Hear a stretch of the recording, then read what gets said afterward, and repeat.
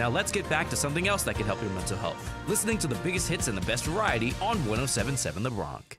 107.7 The Bronx, 107.7thebronx.com, winner of 3 2026 Intercollegiate Broadcasting Systems Media Awards, Best On-Air Pledge Drive for our first ever Radiothon, Best Giveaway for Wake Up Riders Morning Bagel Run and Jewelry Spree, and Best Station Poster by Jake Goebel for Scream Screen. This is your journey across the sports world, and my name is Joshua Uhas. Now, it's been a bit, couple of kind of just reasons why I couldn't do the last couple of episodes, but we're back after a little hiatus and ready to get going. I mean, we're going to talk, there's a ton of sports to talk about just all across the league. I mean, across any of the leagues. Like, you have the NBA and NHL playoffs starting up. That's what we're going to talk about at the start. We're going to talk about the MLB a little bit in that middle segment. And then the last segment, because pretty much because I wanted to give the NBA and NHL their time and not put them in that last segment where it's really only a couple minutes. So I have them in the first segment. We'll talk the MLB in the second segment, just some more regular season action. That's always my sport, so I like to put that in that middle chunk. And then what we'll do for the last couple minutes, usually that's where I put the NBA and NHL, but now these games are some of the biggest games, so they have to get time to talk about. And the last segment for this week is going to be just talking about the experience going to a Phillies game. It's my first, I went to a Mets game in 2022, and 2019 I had gone to 2 Yankee games, but it's the first time really feeling back in the ballpark. So that was really fun. We'll talk about that in that last segment. But there is stuff going on right now that is the Thunder and the Suns. So I guess we will talk about the NBA first, just because I mentioned it first. So the playoffs have started for the NBA.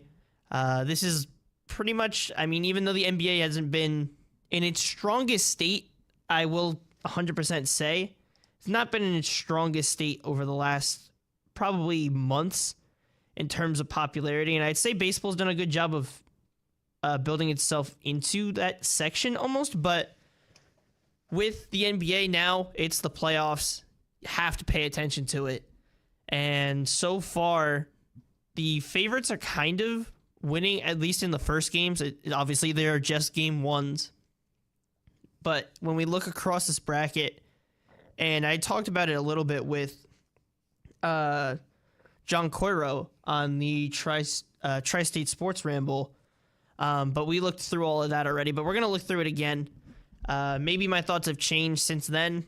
I don't know. I just kind of will see how it goes. But you have the Thunder and Thunder and the Suns playing right now. The Thunder are up 65-44. And to be honest, it kind of seems like they are going to... We're going to zoom that in real quick. There we go. It kind of seems like they are going to pretty much have a good control of this series. Defending champions were really, really strong throughout the whole year. Last year, started this year, and just really ran through the season pretty smoothly because of the fact that they were able to carry over most of their roster with J-Dub, with SGA, with Chet Holmgren, and then to be able to add a piece like Jared McCain and just really work those auxiliary pieces around and keep the whole core together. It's pretty much the same team, just brought back the next year, and that's what OKC has done a really good job of doing, is setting up their team for the future, and we're seeing it come into fruition where they're able to carry that success from last year and then just pretty much go on that kind of run again. But that's the only game going on right now. We'll look at the games that have happened already. And so far, actually, let's go through the bracket, and then that will determine what game. So we started with the Western Conference. Let's stay there. So we have the Lakers and the Rockets. And this one, Luke Kennard, 27 points. 27-point game from Luke Kennard, where it was a trade. I think it was Gabe Vincent straight up or not straight up, but sneezed there. But he pretty much, it was, I think it was Vincent for Kennard, and the Hawks decided they wanted Vincent, I guess, or they wanted to get rid of Kennard. And the Lakers have found a way to get him into the system pretty well. Already has a game winner, so they have a lot of trust in him in these late game moments. Because, I mean, granted, he's at 3 points. He's the guy where he's good for 3-pointers. So on his game winner, they knew that they could turn to him, and he was open for that shot. But that still takes a lot of trust to see the new guy on the team and then give it to him. And we're seeing that they have trust in him expanding up to the playoffs, and Coach JJ Redick able to see that and really work him into the lineup pretty well, especially with how all the other pieces ended up working around him as well. Now, the storyline with the Lakers was also, or another storyline, kind of like a sub line, was Bronny James, how many minutes he would get, because at the end of the season, he was getting some substantial minutes in terms of being in that rotation, but only 4 minutes, so that's really a storyline to put behind. But you look across this game, LeBron had 19 with 13 assists and 8 rebounds, so not far off a triple-double, did get the double-double, and it was efficient. 9 of 15 from the field. DeAndre Ayton had a good game, double-double, 19 and 11 on 8 of 10. And then you have Hachimura with 14, Smart with 15, and you had a couple blocks spread around the team, 3 steals for Rui Hachimura, and they were really able to do what they needed to do against the Rockets, where it was close. It was close throughout, but that third quarter were able to in the first and third really were the ones where they were able to get the advantage of, and then just matched Houston in that final quarter, didn't allow them the chance to get back into it. But Şengün had 19, Jabari Smith had 16, 17 for Amen Thompson, and Reed Shepherd had 17 in that game. So a game 1 win for the Lakers. Should go a little faster now. The Nuggets and the Timberwolves, I didn't see a lot of this game, to be honest. Let me see. Nuggets won 116 to 105. And Jamal Murray, 30 points. That's a story with Denver, is Jamal Murray and Nikola Jokic. Murray has really done a great job of building himself up. And now it's like a really 1-2 threat with the Nuggets. Aaron Gordon filled himself in very well with the Nuggets, where he's a core piece of the team, especially with how they moved it around, where they no longer had Michael Porter Jr., who was that kind of third option forward, but Porter more often was looking for his own shots. Aaron Gordon more fits the role that they wanted, but Jokic with a triple-double, 25, 13, and 11. Jamal Murray, 30, 16 free throws, which is crazy, but a big win for Denver in game 1. Then we have the final one, the Spurs Trailblazers. That game is today at 9 p.m. That one, I feel confident in the Spurs. I am interested to see how they look in the playoffs. You never know. Playoff series can be different. The energy can either help or hurt, but really not too much on the storylines of that. Then we go to the Pistons and the Magic. The Magic really knocked down the Hornets, who had a really tight, crazy win against the Heat in the play-in. Were able to get through, and then the Magic, after that, were able to knock out the Hornets in a easy fashion. But the Magic are an interesting team to face the Pistons. I just think the Pistons are good enough with their repertoire this year and their resume this year. I think the Pistons will be fine and probably be good in that series. With Cavs and Raptors, they have played a game that was a 126 to 113 victory for the Cavs. And in that one, Donovan Mitchell, 32. Not too surprising. Harden with 22 points and 10 assists, so a double-double for him. And we'll see if, with the Cavaliers, if he's able to kind of break that storyline. That's something we'll be following all of this postseason, is can James Harden break the kind of stigma on him which is a fair thing to be put on him because he just is not able to get a step above. He's able to get into the playoffs, maybe get through a first round, but really to get deep in the playoffs, Harden has really struggled in his career across multiple teams. It's not like just one team. He's switched around, and it just has not worked. I mean, he was with the Sixers, didn't work. Well, he was with the Rockets, he was with the Sixers, he was with the Clippers, and then now the Cavs, and we'll see if this time it's able to work out. I think this stop is more interesting because the Cavs were a top team last year and once again are competitive this year, sitting in that 3 to 4 seed area. And I think as a first round matchup, like the Raptors can play solid games, but I feel confident in the Cavs taking that one. The Knicks and the Hawks, I was following this one while at the game as close as I could. Asking around and everything. Jalen Brunson in that first quarter was incredible.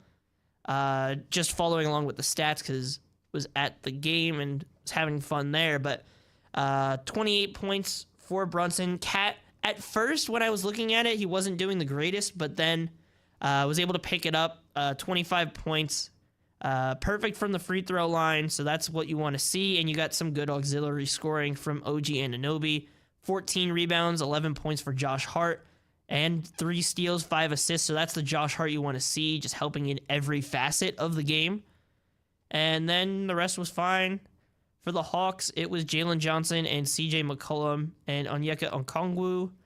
And Nikhil Alexander-Walker did pretty solid.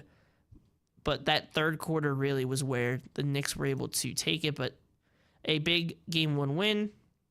And the final series in the NBA, the Celtics and the 76ers, where the Celtics pretty much did what they wanted. They won 123-91. Tatum been back the last couple months.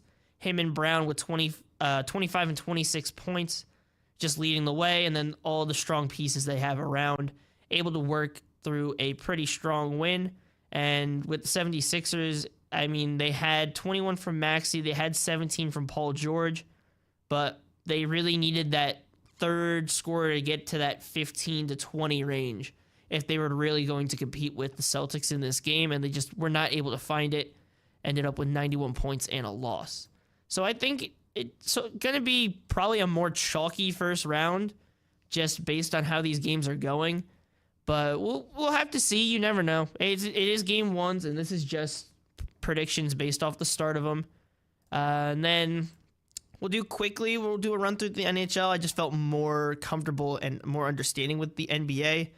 And we'll just go through the game 1 results. The Hurricanes won 2-0 over the Senators. That one is not too surprising. To me, Carolina is usually a freight train when it comes into the playoffs. And I especially know because they pretty much run the New York and New Jersey teams the last decade pretty much. So it's really not too surprising to see Carolina succeeding. The Wild get a 6-1 win over the Stars. That is a pretty significant one in my eyes.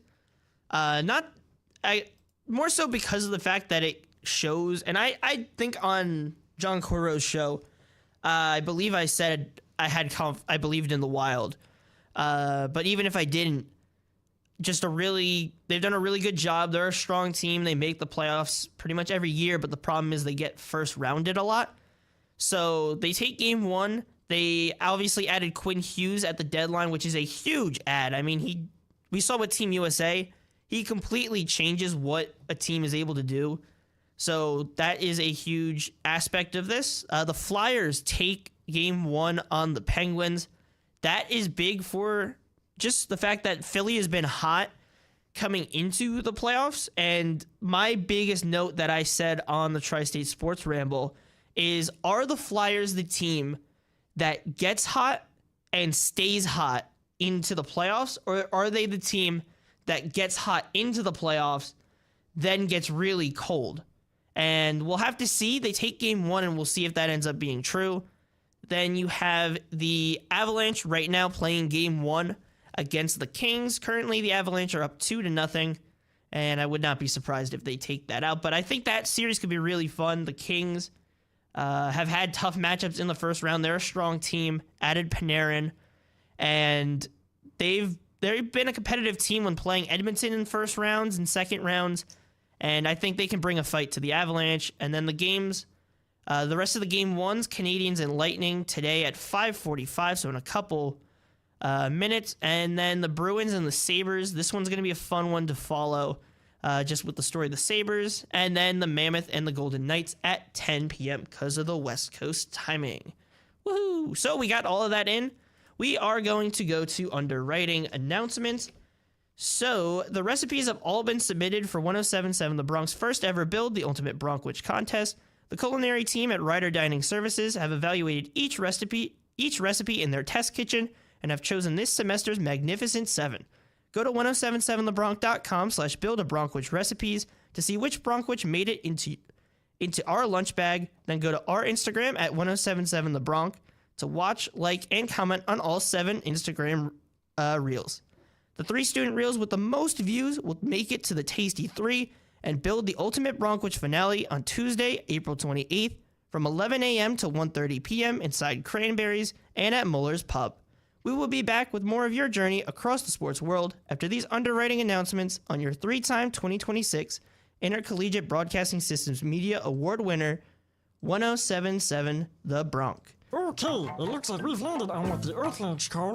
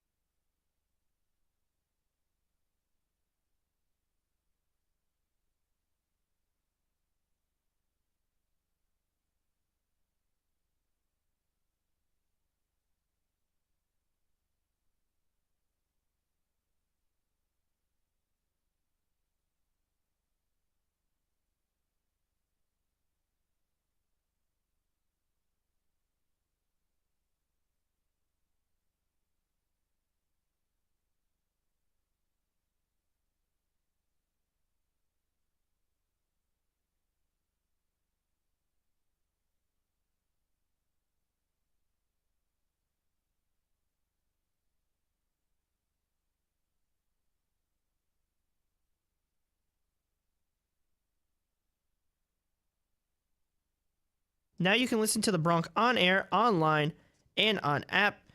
To now watch your favorite student shows live on The Bronc's YouTube channel and Facebook at 1077 The Bronc, including What's Next Sports, Talk of the Town Sports, Bronc After Hours, The Concast, Cliff Notes, and Wake Up Rider. Keep it tuned into The Bronc to listen to and watch your favorite student shows.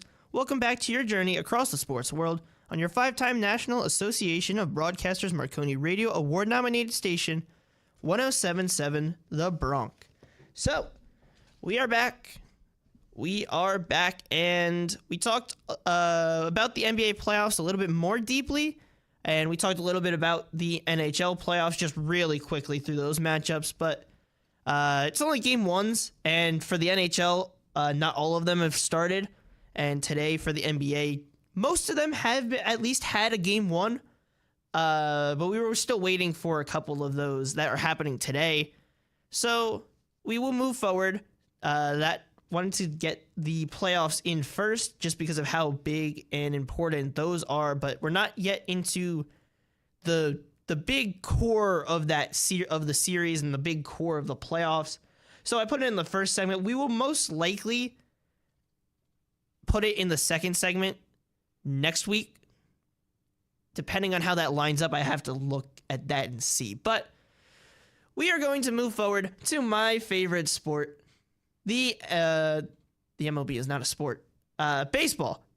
With the MLB. So, we're now, I would say, a fair chunk into the season where we can get a good gauge on teams, on players. Granted, we've seen players have hot first months and get cold. We've seen players be very cold. I mean, look at Aaron Judge. He's gotten cold at the beginning of seasons and then gone on to win MVP. So really, it's not going to tell the full story, but it can tell a little bit about certain players and certain teams. So we're going to look at that and see what we can do here. So let's look at some of the games happening right now. Just because the Yankees are playing, and the Royals have used all their challenges. The Yankees still have one. I am curious how they lost it because they seem to be a little bit jumpy when they're doing their ABSs. They're just going every couple at bats, it seems, with some of the guys. So I mean, I think Boone has to be a little bit more on them to be in more control of what they're doing with their decision making on ABS. But there is a kind of complicated matter to it, and that's the fact that you really just have to manage whether, to keep the confidence in them that if you think a pitch is off. I mean, in the Phillies game that went to yesterday, the Braves were successful on their first 3 challenges. So by no means should they not be challenging necessarily. And especially someone that I want to challenge more is Judge, because I think he can kind of work with it and give himself some more work. And I think if anyone was going to lose your challenge, you'd rather it be from Judge himself. Now, the thing that complicates it with him is his height. I mean, because of how the ABS system works and where it hits the plate, because it's a 2D model, so it's not considering how the plate is full, it's interesting for him. So I can see why he's a little bit more hesitant to do it. However, I would like to see him do it more. But the Yankees up 4-0 on the Royals, and it was 3 runs in the first, 2 runs in the second, because Aaron Judge hit a homer in the first. He has not been hitting for average, but he's been hitting for power, and really that's what you'll take from him. Compared to other years where he's just not hitting at all, you will 100% take the power run that he's on, and he has a 950 OPS with that 238 average, which we know will come up because we've seen Judge across these seasons be able to hit consistently and hit at that 300 level of batting, which is so difficult to do. And he did it with 50 he did it with 50 homers Some people can't even, like, it's hard for some people to do it with like 3. Like, it's a hard thing to do, and he makes it look kind of easy sometimes. Although he does have that tendency to get cold. We'll see what happens after his kind of home run spurt to start the season. What happens if he stays hot, if he kind of stays in this mode where he's hitting for power, or if he kind of has his slump, because we've seen the Yankees get in these slumps. But I do want to get to the rest of the league. However, there's another storyline in this, and that is the good old Ben Rice. 8 homers on the season. He homered today, hit his 8th of the year. He's been one of the hottest hitters in the league, and I'm not surprised at all. Let's bring it in. I'm not surprised at all, because Ben Rice last year, the whole talk with him was the fact that he was hitting it hard. He was hitting it well. If you looked at the stats and his expected stats and everything, it was like off the charts, like really, really good. And then you looked at his final season stats and they unfortunately didn't match to the level. They were still okay. They were still solid, but he was getting pretty unlucky with where it was going. Now, you can't always chalk it all up to luck. There's probably some dynamic into it that played into it, but to see Rice to finally get all of these dropping to start the season, it's just really great to see, because we could see the flashes last year and we just really wanted to see it flourish, and we're seeing it here. And maybe that's what the Yankees' gamble was with not making a lot of moves and running the same team, is that in essence, if Rice is able to up his game, this isn't the same team as last year. And maybe that's the mindset. Now, I'm not the biggest fan of that mindset, but maybe that's what the Yankees were going for. They're thinking, basically, Ben Rice is an addition to this team when he gets back. Like, he's basically a bat add when you compare his what he'll do this season potentially versus what he does last year. And then you look at, you'll still have Judge doing Judge things. Bellinger, obviously, it's not going to be the same because he had one of his best years of his career last year. And then you hope that some of these other pieces. Now, the one move I didn't like was Grisham. I still don't like that move. And I'm not going to use the fact that he's hitting 143 to start this season as a way to back that. It's only the first month, but I think even as this season goes on, I don't think he's going to be the same, because last year he was very heavy. I mean, granted, he hit very well. I will give him that last year, but also a lot of his biggest things, his biggest contributions to last year was how clutch he was. He had some of the clutchest moments last year, and the fact that I always think it's inevitable that your luck will run out, that you can only tempt fate for so long, and I talked it a lot about that Georgia Tech team. They just kept being behind, having to fight back. You can only do that so many times before it ends up taking you out. And I think that's the same thing almost with Grisham, where he wasn't the consistency that I think, or wasn't the type of season that I think could have translated to the future.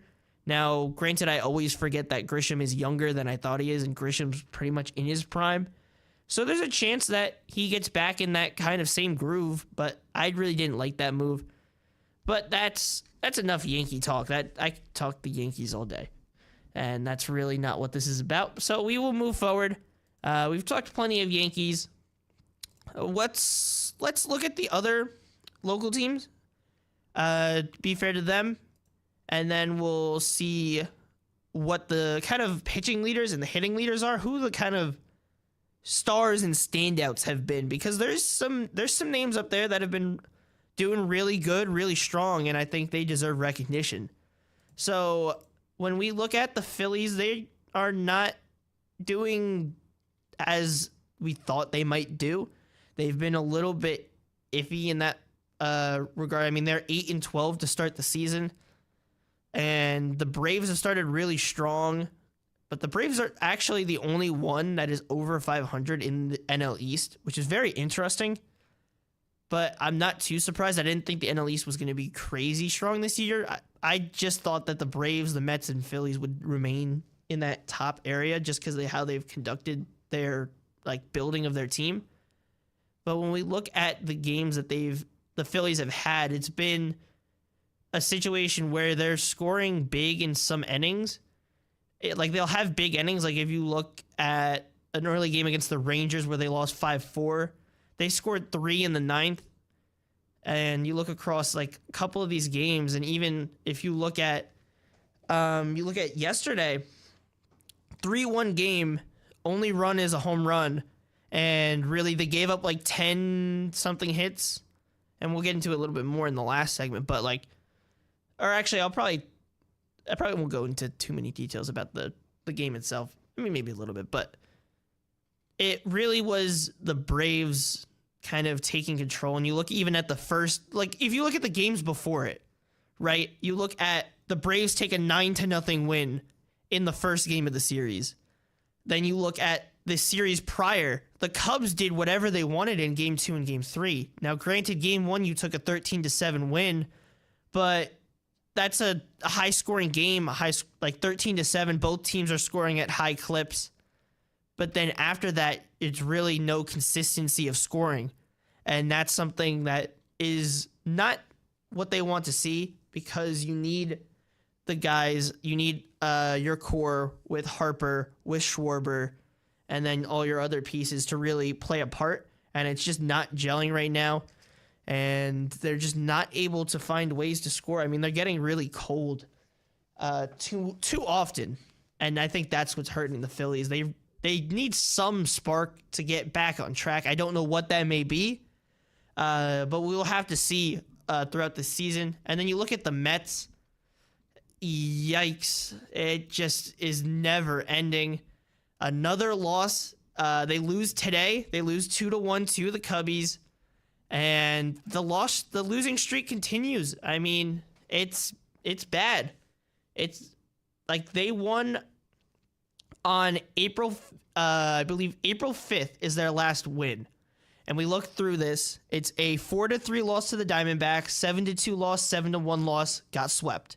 A's, 4-0, 11-6, 1-0, got swept. And only scored the 6 runs in one game. You look at the Dodgers series. Again, the scoring is not there. The Dodgers win 4-0, 2-1, and 8-2. Then you move to the Cubs. 12-4, 4-2, and then 2-1 in extras. The Cubs able to walk it off. So it's a bad run for the Mets. They just can't find a win. And the pieces on their team are not doing what they wanted them to. I just got to pull up the stats for them. But when you look at it, Alvarez leads them in homers, but you look at the averages across the team, it's just not what they wanted. Bo Bichette was supposed to be a really good contact guy. He has a 538 OPS, hitting 217. You look at Marcus Semien, hitting 234, 606 OPS. You look at Jorge Polanco, 532 OPS. MJ Melendez in 4 games, granted, it's only 4 games, but has a couple of hits, 2 extra base hits. Luis Robert, it's been fine, been okay, but when your other pieces are so cold, you really can't afford that. Carson Benj, it's just not working right now, and he's a rookie. I don't think it's fair to put it all on him. Just kind of has to figure it out in the majors. Just the pieces around are not working as well, so that's a bit of an issue for them. And then you look at Lindor, just not doing the same. I mean, he just felt off to start this season, and just to be fair, there was the injury talks and everything, and 600 OPS. Juan Soto still being Juan Soto, although only 2 doubles and 1 home run, so the extra base hits not there yet, not really coming to fruition, but has a 928 OPS. He's hitting solid, but a lot of the pieces that they needed to do well, and then you even look at the bullpen for them, it's just not hitting. It's just not working. Nolan McLean has been good in his 4 starts. Freddie Peralta's been okay, not exactly what they want. David Peterson just not doing the greatest. He's had some good starts, but a 5 ERA, Kodai Senga, an 8 ERA, and then Clay Holmes. Clay Holmes has been good, but the addition of Devin Williams, once again struggling. It's just something about him, and ever since that Alonso homer, ever since going to New York, just hasn't been the same. I don't know what that is. I don't know why that is, but it just has not clicked for him. And then even you look at Luke Weaver, the 2 Yankees relievers that they've brought in, just it's not working. 8 2/3 and a 6 ERA for him. So it's been struggles for them to figure it out. We'll see if they're able to do that, but so far the Mets not doing too hot. Phillies not where they want. Yankees kind of teetering just above that 500 mark, so we'll have to see. But they are doing good against the Royals, so that will help them out a lot. And then we will look at some of the leaders. Oh, it is 7-0 now in the Yankees game. How did this happen? Trent Grisham, as I was talking bad about him, he hits a homer in this game. So that is just funny timing. But we will, in the last 2 to 3 minutes of this, we'll look at some of the leaders. Andy Pages for the Dodgers, been one of the best hitters, which is so ironic and so funny because the talk with him last year was that he couldn't hit. That was the thing. He could not hit. I mean, he could field very well. I mean, pretty much saved them in that World Series, making that catch, pretty much trucking Kike Hernandez. But in the box, he was not the same last year, but this year has been incredible. 389, 5 homers, 21 ribbies, to just 21 Ks. He has the same amount of RBIs as strikeouts. He's been doing pretty good. Then you look down, Jordan doing really good. MLB leading 10 homers. And we'll look at the home run leaders real quick as well. Ben Rice, as talked about before. Otto Lopez, contact guy. Chandler Simpson's been doing good to start the season, hitting 333. Ryan O'Hearn been a really good addition for the Pirates. 329, 4 homers, 15 ribbies already for them, as the Pirates try to establish a new identity and try and improve with their additions in the offseason. We'll look at homers, then we'll look at some of the pitchers. Jordan leads the way with 10. Judge sits just behind with Jordan Walker. Mike Trout, love to see Mike Trout there. That Yankees series, even though it was against the Yankees, I loved seeing Trout back to his usual form. And something about him playing in center. Something, I don't know why. I mean, maybe it's routine and just the regulars, because when you DH, it's a completely different style of doing the game where you're basically sitting in the dugout waiting for your at-bat or going in the cages waiting for your at-bat. But when you're playing in the field, you're actually being active and you're doing something. And I think for Trout, his body likes that more. And then you look down this list, you have Brandon Lau. That doesn't surprise me. He's always been very solid. Gunnar Henderson. Munetaka Murakami, very interesting story because he's not hitting great for average. He's hitting, overall, has a 909 OPS, but a lot of that comes from the slug with a 522. He is walking a fair bit, and that's what saves him. He has 20 walks already on the season, and he has 7 homers.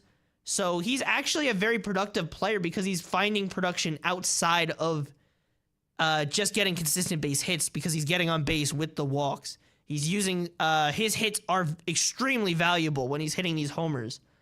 So he's a very interesting story.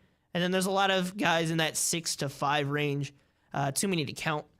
When you look at the pitchers real quick, Jose Soriano, incredible for the Angels. I mean, a .28 ERA in 32 2/3 innings pitched, and just an incredible job. Bryce Elder's doing strong to start. And then you look at Parker Messick for Cleveland. When you look at Cleveland's rotation, I can't talk about it really too much right now, but you look at that rotation, they've been really, really good if you were to look that up. Christopher Sanchez up there. Taj Bradley finally figuring it out once again in Minnesota. Cam Schlittler doing really good. Clay Holmes, as mentioned before, and that's really where our run goes. So, really the stories, Jose Soriano, Ben Rice, Trout being back, Munetaka Murakami. So many names having a really good start to the season. Andy Pajes is mentioned, and then some of the stars that we all know. But we do have to get to underwriting announcements. There we go. Figuring out the English language one by one. But with over 750,000 views in the last 90 days, our social media is popping. Be a part of the trend. Follow 1077 The Bronx to see what we're up to on air and behind the scenes, on Instagram at 1077 The Bronx, and on TikTok at 1077 The Bronx WRRC. After you follow The Bronx on social media, sport The Bronx on and off campus. Gear up for summer by shopping the Bronx General Store. From short sleeve tees and polos to insulated drinkware for your acai refresher. Go to 1077thebronx.com/shopthebronx to make your campus fashion statement. We'll be back with more of your journey across the sports world after these underwriting announcements. While you're waiting on the return of my show, don't forget to like and follow The Bronx on Instagram at 1077 The Bronx and on TikTok at 1077 The Bronx WRRC. And Prometheus was punished for stealing 5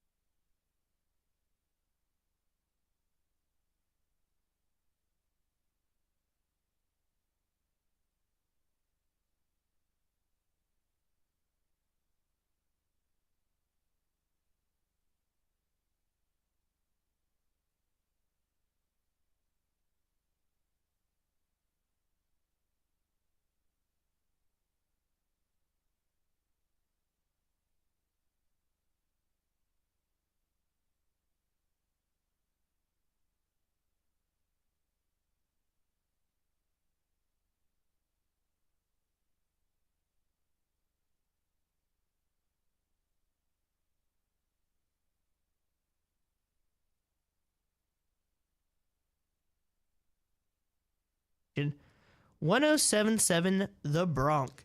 So, we've talked a lot of sports. We've talked the NBA and the NHL playoffs. Actually, let me put that liner here. We've talked about, let's zoom that out. We've talked about the NHL. We talked about the MLB. A lot happening there. And we will kind of, by extension, I didn't really have a sport league to break down specifically for this last segment. So I wanted to focus it on the game we went to last night for Anne Marie's birthday. We celebrated it with a bunch of friends. That was a lot of fun. That was a blast, to be honest. Not being really in a stadium leisurely for a while. I mean, I'd gone to one game in 2022, which was great. That was a Mets game, and I haven't gone to a Yankee game since 2019, which is weird for me because I'm a very big sports fan, like very big, but I have not been to a lot of games. But it was really a lot of fun yesterday. We went to that Phillies game, and off the bat, the first pitch, I believe. First pitch, because I was setting my phone to record for the first pitch because it's like, might as well. You never know, first pitch. And Acuna ropes one to set like right center area, and Marsh goes back and is able to rob it on the first play of the game. That was incredible. And then just across the whole game, it was a really nice view, and it was really fun with the people who was around. Had a blast that whole time. And across this game, if you look at the game itself, the Braves really took control of it. They had 10 hits to the Phillies 5. Phillies also made an error in this game. I don't recall if it ended up doing anything really that major. I think it was after the fact of anything happening, so I think it was fine. But Chris Sale for the Braves on the mound, he pitched really well. He managed his pitch count really. He was really good in managing that. Was at around like 70 to 80 in a good part of the game. Ended up going 7 innings, 5 hits, just 5 hits, only the 1 run, walk, and 7 strikeouts. So he was really strong. The bullpen behind with Lee and then Robert Suarez able to close it out for the Braves in that 3-1 game. And then for the Phillies, Christopher Sanchez was on the bump. He was getting a little bit unlucky, I will say. Some of them were bloop hits that set up some chances for the Braves, where it was back-to-back bloop hits, kind of got the Braves going. It wasn't like Sanchez was getting roped. Now, there were some strong hits. I mean, Acuna on that robbery obviously would have been a homer, and they were hitting a couple doubles across the game, hitting it hard down, I think in the gaps.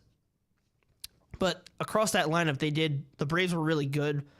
But the scoring actually started when we moved forward to the bottom of the second. And I don't want to say kid because I'm fairly confident he's older than me. Felix Reyes, number 29, made his MLB debut. Yeah, he is 25. I'm not quite at the point to call people kids.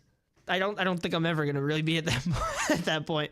But the young Felix Reyes at 25 made his MLB debut, and first at bat he takes 2 balls to start, so a 2-0 count, and off of Chris Sale, who has been having a really good season this year, obviously not too far off of his Cy Young year, also with the Braves, and Sale's ERA, I believe, was 3.27, I think it was before this game, and he brought it down to below 3, I believe.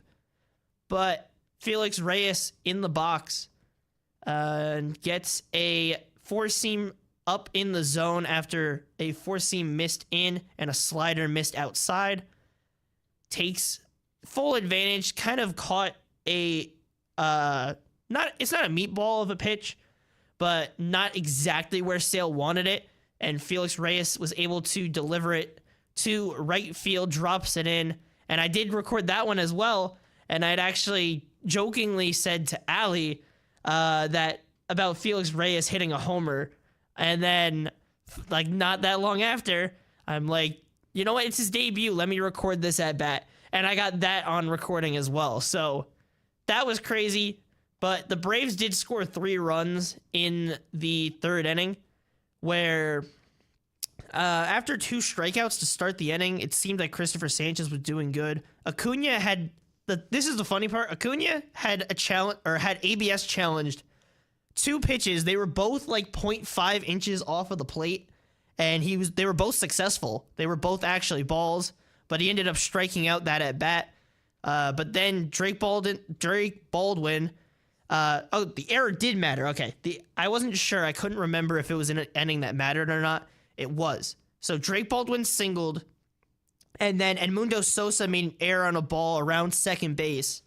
That allowed for Baldwin to go at second, and obviously Albies to reach. Then a walk loaded the bases, and then Austin Riley was able to knock one on the ground. Brought in 1. Dubon got a single, brought in the other 2. And then that was pretty much what happened. The Braves were able to get a couple hits throughout the rest of the game, but for the most part, it all settled down. Then the Phillies really could not get anything going. So when we look at that game as a whole, it wasn't too bad of a game. 3-1, good pitching matchup. See one of the greats in Chris Sale. See one of the current top pitchers in Christopher Sanchez, who's able to kind of work his way around. But overall, a lot in sports, a lot happening in the last couple days, and a lot to come in the future. But we do have to move forward, and we will prepare that. So I want to thank you for listening to your journey across the sports world. We'll be back next Sunday at 5 p.m. Stay tuned for more of the biggest hits and best variety on the Princeton Review's number 18 Best College Radio Station, 3-time 2026 IBS Media Award winner, and 5-time NAB Marconi Radio Award nominee for College Radio Station of the Year,